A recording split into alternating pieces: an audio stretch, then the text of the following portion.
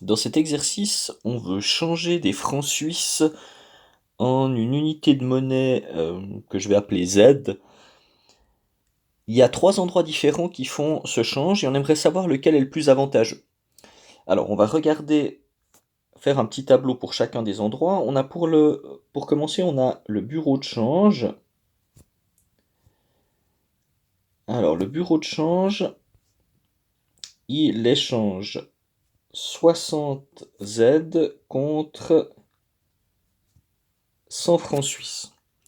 Après, on a un porteur qui lui propose d'échanger 40 Z contre 50 francs suisses. Et puis on a une boutique de souvenirs qui, elle, propose d'échanger 15 Z contre 20 francs suisses. Donc on a 3 possibilités différentes. Étant donné que les valeurs ne sont pas identiques, c'est pas facile de voir comme ça directement quel est le change le plus avantageux. Donc pour trouver le change le plus avantageux, on va chercher combien on doit payer pour un Z dans chacun des 3 endroits. Comme ça nous permettra de trouver pour la même quantité de Z combien on doit payer. Donc c'est cette situation évidemment une situation de proportionnalité, donc on peut chercher à chaque fois par combien on doit multiplier pour passer d'une ligne à l'autre. Donc ici, on doit faire fois 60 pour passer de la ligne du bas à la ligne du haut. Donc si je veux retrouver ce que je dois mettre ici, c'est-à-dire combien va me coûter un Z au bureau de change, je vais diviser par 60 pour trouver ce qui est en bas. Et donc ici, 100 divisé par 60, ça nous fait 1,6 périodique. Je fais la même chose pour le porteur. Donc ici, on a une multiplication par 40 pour passer de 1 à 40. Donc là, on va dans l'autre sens, on va diviser par 40. Donc 50 divisé par 40, ça nous fait 1,25.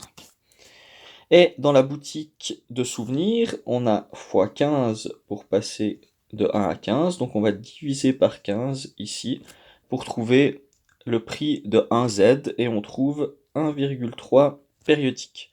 Donc on compare maintenant. Au bureau de change, on doit payer 1 franc 65 ou 1 franc 70 pour un Z.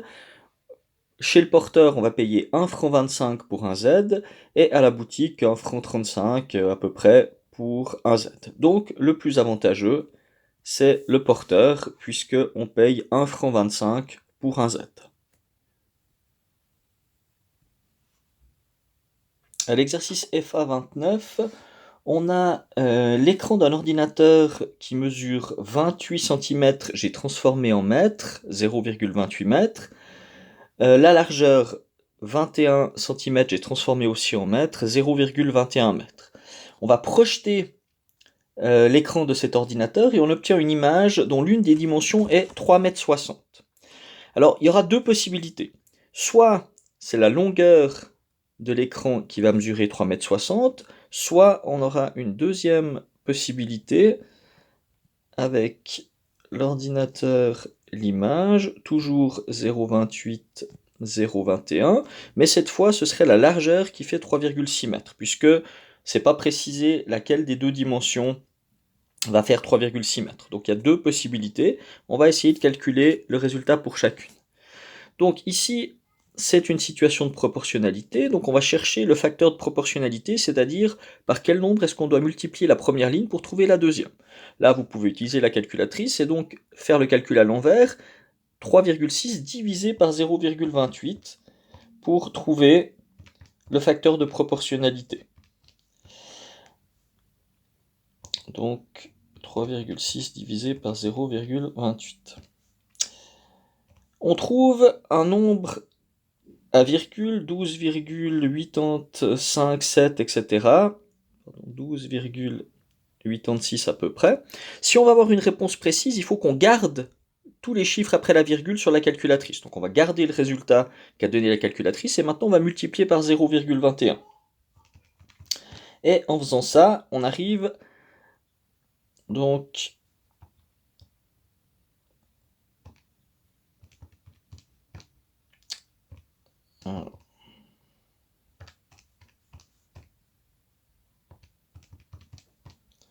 Donc on arrive à 2,7. Mais pour trouver 2,7, il faut bien garder tous les chiffres après la virgule et pas arrondir à 12,86. On fait la même chose, donc ça c'est la première réponse possible, donc la deuxième dimension projetée fera 2,7 mètres. Maintenant on aurait très bien pu choisir la largeur de l'écran qui donne 3,6 mètres. Dans ce cas-là, on va faire la même chose, on va chercher le facteur de proportionnalité. Pour ça, on va diviser 3,6 par 0,21. Et on trouve comme facteur de proportionnalité 17,142,857, etc. Donc de nouveau, on garde tout sur la calculatrice, tous les chiffres après la virgule pour avoir quelque chose de précis, puis on multiplie par 0,28. Voilà, et on obtient 4,8 mètres. Donc dans ce problème, il y a deux solutions possibles en fonction du choix que l'on fait au départ de quelle dimension va mesurer 3,6 mètres lorsqu'elle sera projetée. Et donc pour la deuxième dimension, on peut avoir 2,7 dans le premier cas ou 4,8 dans le deuxième cas. Donc deux réponses possibles. Dans l'exercice FA30, on a trois personnages qui mesurent 2,4 cm, 3,2 cm, 4,8 cm. On fait une réduction de ce dessin et le personnage du milieu mesure plus que 2,4 cm. Donc ici, on a 2,4. On va donc calculer maintenant la taille, la nouvelle taille des deux personnages qu'il reste après réduction. Donc pour ça, on va chercher le facteur de proportionnalité ici. Pour ça, on va donc faire le calcul à l'envers, c'est-à-dire diviser 2,4 par 3,2. On obtient 0,75. Donc on a multiplié par 0,75 pour passer de 3,2 à 2,4. Et donc maintenant, il suffit de multiplier les tailles de départ par 0,75 pour trouver les nouvelles tailles. Donc 2,4 ici fois 0,75. 2,4 fois 0,75, ça nous donne 1,8. Et pour le dernier, alors ici on peut de nouveau multiplier 4,8 par 0,75, mais on peut aussi observer que 4,8 c'est le double de 2,4, donc forcément qu'ici on aura aussi le double de 1,8, donc 3,6.